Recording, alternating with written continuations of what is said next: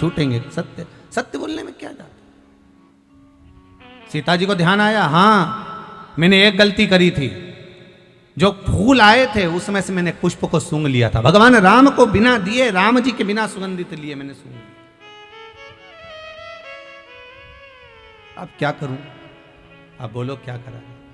देव ऋषि नारद ने कहा, माता जानकी एक काम करिए, अब तुलसी के पत्र को कहिए कि कमल के पुष्प की जो सुगंध ली है उसको छोड़कर अगर मैंने पति की सेवा में कोई कमी रखी हो और उनसे कोई चीज बिना दिए मैंने समर्पित कर ली हो, बिना दिए मैंने अगर ग्रहण कर ली हो, तो मेरा ये तुलसी का पत्र अगर ऐसा हो तो अवश्य लगे। अगर कुछ रह गया हो, कमल के पुष्प की सुगंध के सिवाय अगर मैंने कुछ रह गया हो। सीता जी ने विनती करी,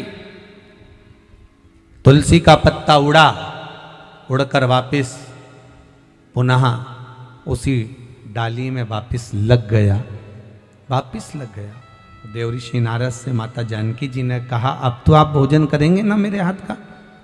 सीता जी बोली, आप भोजन करोगे ना देव ऋषि नारद? नारद जी बोले, हाँ अब मैं भोजन करूंगा, चलो मां चलते। तब देव ऋषि नारद ने जानकी जी के हाथ का भोजन ग्रहण करा। ध्यान देना, आंवला नवमी के दिन आंवले के वृक्ष की पत्ती मत तोड़ना। जिस दिन माता तुलसा का स्मरण कर रहे हो, द्वादशी तिथि हो, चतुर्दशी तिथि हो, संक्रांति हो, आदि जो तिथियों का वर्णन करा गया है विष्णु पुराण आदि में, उन तिथियों को तुलसी का दल मत तोड़ो। अब आप लोग कहोगे गुरुजी वैकुंठ चतुर्दशी आएगी, तो उस दिन तो आप बताते हो कि हरिहर मिलन होता है। रात्रि को 12 बजे से लेकर सुबह 4 बजे तक शंकर भगवान पर तुलसी चढ़ती है, वर्ष में एक बार। और भगवान लड्डू गोपाल पर, शालिग्राम भगवान पर बेलपत्र चढ़ती है। उस बेलपत्र और तुलसी को सुबह 4 बजे से पहले पहले शहद की शीशी में रखा जाता है। और उस शहद को जो बच्चा माइंड से कमजोर होता है, बुद्धि से कमजोर होता है, जो पढ़ने में कमजोर होता है, जिसका विवेक काम नहीं करता, कोई कंपटीशन एग्जाम उसका निकल नहीं रहा होता है, तो 1 महीने उस बच्चे को वो शहद चटाया जाता है, तो बच्चा विद्वान हो जाता है। माता पिता को कहना नहीं पड़ता कि पढ़ने बैठ पढ़ने बैठ पढ़ने बैठ, बच्चा खुद पढ़ता है। माता पिता नहीं कहते फिर कि पढ़ने बैठो, वो खुद पढ़ेगा। तो वैकुंठ चतुर्दशी के दिन आप कह रहे हो कि चतुर्दशी के दिन तुलसी नहीं तोड़ना चाहिए, द्वादशी के दिन तुलसी नहीं तोड़ना चाहिए, तो फिर वैकुंठ चतुर्दशी के दिन जो चढ़ाना है 1 दिन पहले आप उसको रख लो संजो कर। शिव महापुराण की कथा तो यहां तक कहती है कि अगर आप सोमवार का व्रत करते हो, संकट सोमवार का व्रत करते हो, 16 सोमवार का व्रत करते हो, और आप सोमवार के दिन अगर बेलपत्री के वृक्ष से बेलपत्र तोड़ रहे हो, तो उसका भी दोष है महाराज, उसका भी दोष है। 1 दिन पहले तोड़ो।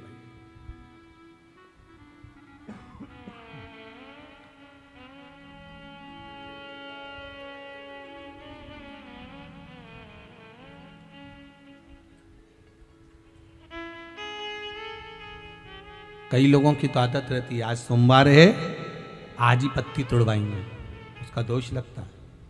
भगवान, कई लोग कहते हैं महाराज जी, एक माता जी ने लिखकर भेजा था,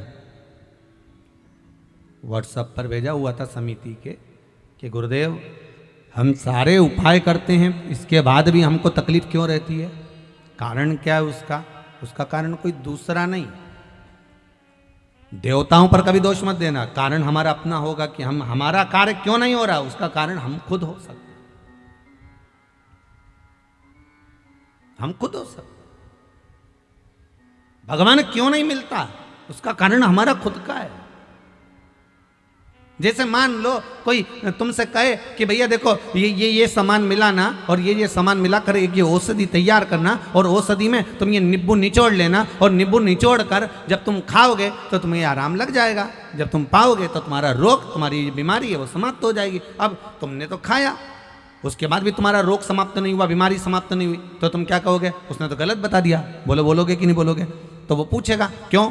मैंने बताया था तुमको ये लेना ये लेना ये लेना, साथ में नींबू निचोड़ना, नींबू निचोड़ कर उसका रस उसमें मिलाकर खा लेना, उससे तुम ठीक हो जाओगे। फिर ठीक क्यों नहीं हुए, उसका कारण क्या था? तुमने तो गारंटी ली थी कि मैं ठीक हो जाऊंगा, फिर गारंटी में गया कहाँ? आखिर वो गारंटी गई कहाँ? जब सियोर वाला महाराज इतना छाती ठोक ठोक के कहे कि ये करो इसके करने से ये फल मिलेगा, ये करो इसके करने से ये फल मिलेगा, फिर हमारा काम क्यों नहीं हुआ? हमें दुख क्यों मिला? हमें तकलीफ क्यों मिली? उसका कारण समझ लेना। तुमने तो कहा था कि नींबू निचोड़ना, ये दवाई खा लेना, तो आखिर वो दवाई असर क्यों नहीं करी? तो उन्होंने पूछा बताओ क्या क्या करा? हमने ये लिया ये लिया ये लिया, उसके बाद हमने नींबू काटा, नींबू काट के हमने नींबू निचोड़ा, नींबू निचोड़ के हमने फिर खाया, पर हमारी बीमारी तो मिटी नहीं।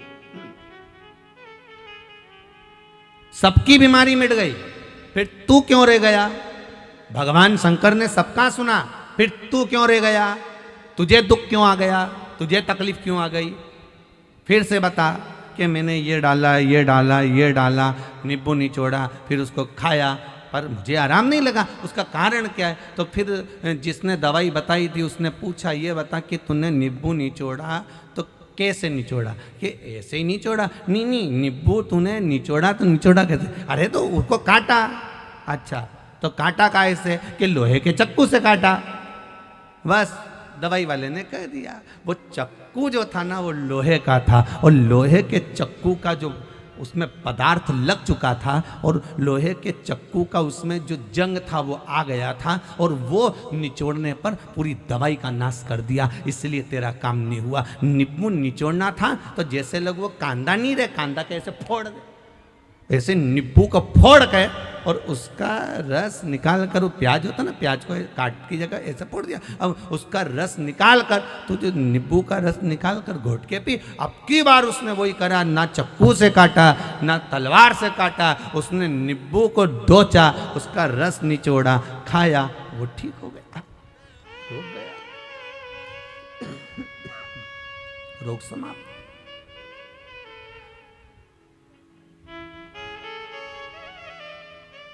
अब गलती इसमें बताने वाली की थी क्या? जम के तो बोलो, बोलो तो थी। गलती किसकी थी? अपनी। उसने कहा था नींबू निचोड़ना, इसने चक्कू से काटा। लोहे के चक्कू का भाग पदार्थ जंग उसमें लग गई, उसका असर दवाई का खत्म। गलती हमारी। आप आए नहीं और सुबह हो गई, मेरी पूजा की थाली धरी की धरी रे।